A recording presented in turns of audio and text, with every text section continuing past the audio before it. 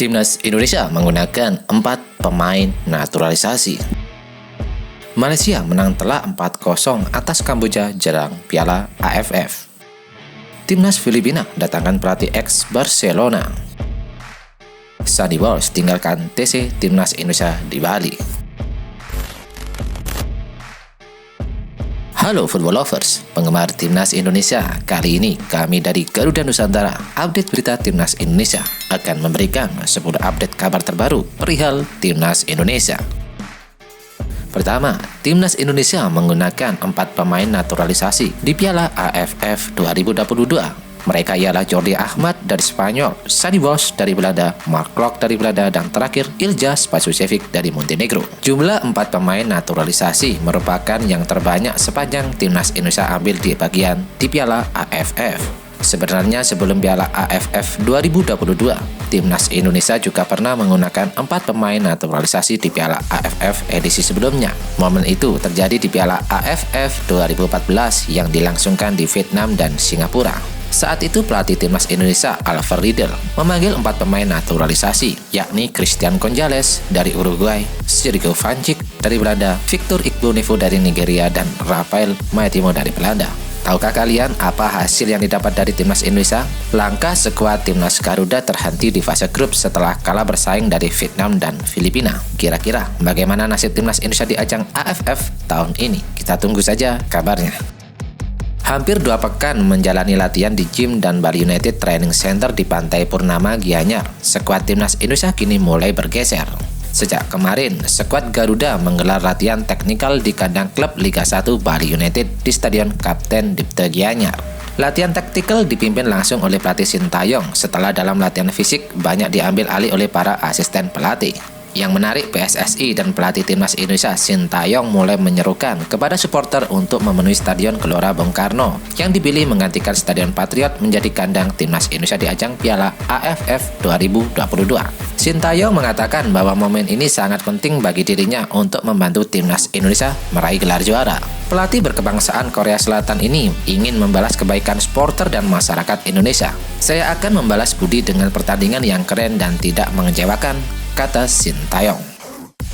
Timnas Indonesia tertinggal dari pesaing menjelang Piala AFF 2022. Malaysia menghantam Kamboja di laga pemanasan. Timnas Malaysia mengirim pesan mengerikan kepada timnas pesaing Piala AFF 2022 dengan hasil impresif pada pertandingan uji coba tersebut. Timnas Malaysia baru saja mengalahkan Kamboja dengan skor telak 4-0 pada laga pemanasan menuju Piala AFF pada hari Jumat tanggal 9 Desember 2022 yang lalu.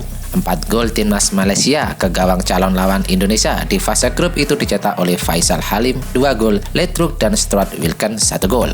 Kemenangan 4-0 atas sesama partisipan Piala AFF membuktikan skuad pelapis Malaysia tetap kompeten untuk menantang juara. Di Piala AFF 2022 mendatang, Malaysia tergabung di grup B bersama Laos, Myanmar, Singapura, dan Vietnam.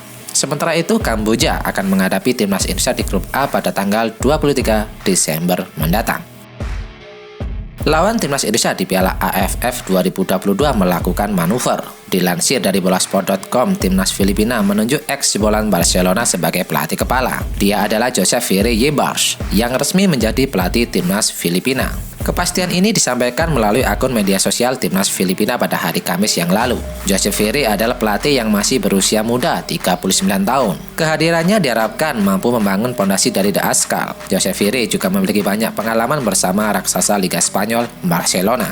Dia juga sudah pernah melatih klub profesional dalam karirnya. Ia pernah menjabat sebagai direktur akademik dari Barcelona tersebut.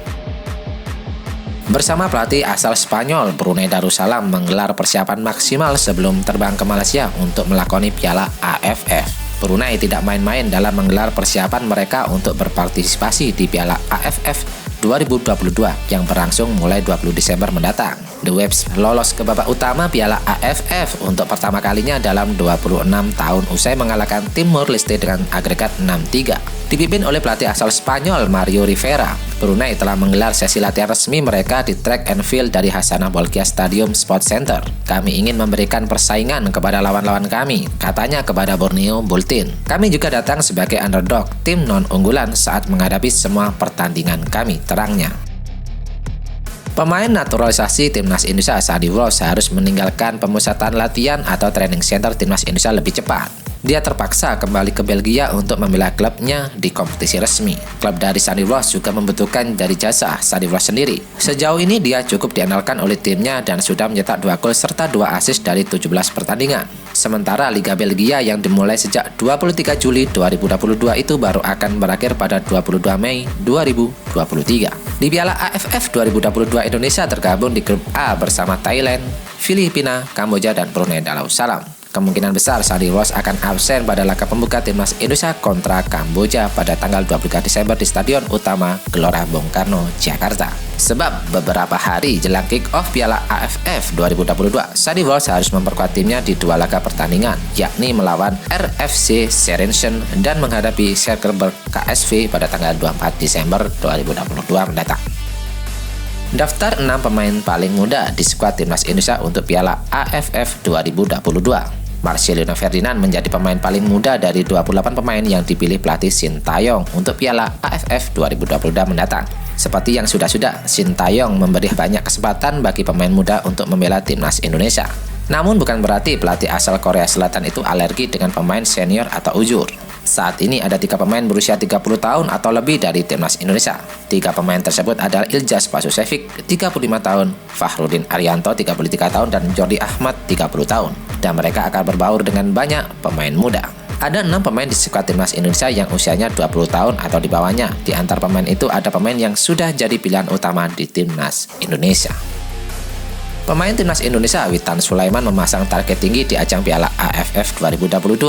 Pesepak bola yang kini merumput di Slovakia bersama AS Trenčín ingin membawa skuad Garuda menjadi yang terbaik. Piala AFF 2022 dijadwalkan bergulir pada 20 Desember hingga 16 Januari 2023. Timnas Indonesia masuk di grup A bersama juara bertahan Thailand, Filipina, Kamboja, dan Brunei Darussalam. Pastinya target selalu menjadi juara di turnamen yang kami akan hadapi. Pasti ingin juara, ujar Witan Sulaiman. Elkan Bagot dihadapkan pada sebuah pilihan yang sulit. Bek 20 tahun itu harus memilih membela Gillingham FC saat melawan Leicester City di Piala FA atau membela Timnas Indonesia di Piala AFF 2022. Elkan Bagot baru saja membantu Gillingham FC lolos ke babak ketiga ke Piala FA 2022-2023 setelah mengalahkan Dagenham and Redbridge dengan agregat 4-3. Klub kasta keempat Inggris yang diperkuatnya itu berikutnya akan melawan wakil Premier League Leicester City pada tanggal 7 Januari 2023. Sementara itu, Timnas Indonesia akan bertanding Piala AFF 2022 pada 20 Desember hingga 16 Desember 2023.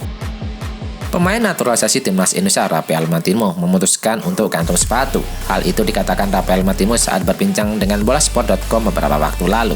Rafael Martimo memutuskan pensiun dari sepak bola karena usianya yang sudah tidak lagi muda.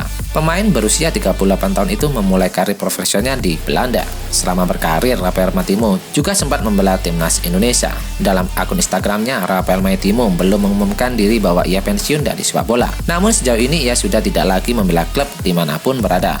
Sebenarnya saya sudah pensiun karena umur saya sudah 38 tahun. Well, dan update informasi ini saja yang bisa kami informasikan. Bagi kalian penggemar Timnas Garuda, jangan lupa untuk subscribe channel ini. Salam sepak bola nasional. See you.